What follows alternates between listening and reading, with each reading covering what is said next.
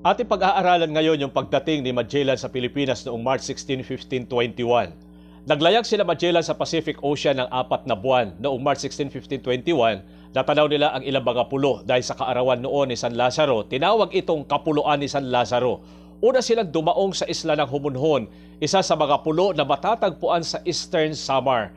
Nagtungo sila Magellan sa pulo ng Limasawa sa Southern Leyte matapos makapaghanap ng pagkain sa isla ng Humunhon. Naging maayos ang pakikitungo ni Magellan sa katutubong hari ng pulo ng Limasawa na si Raja Kulambo, kaya't sila'y naging magkaibigan. Nakipagsanduguan si Raja Kulambo kay Magellan bilang tanda ng pakikipagkasundo at pakikipagkaibigan niya sa pangkat nito. Ito'y ipinagpapalagay na kauna-unahang sanduguan ng isang katutubong pinuno at ng isang dayuhan. Ang mga katutubong hari sa mga karatig puok ay nagpadala naman ng mga pagkain sa mga Espanyol. Bilang handog naman ng mga Espanyol sa mga katutubo, nagbigay sila ng mahahalagang bagay tulad ng salamin, pulang sombrero, suklay, maliliit na kampanilya at ivory.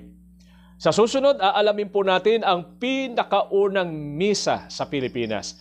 Maraming salamat po. Adios.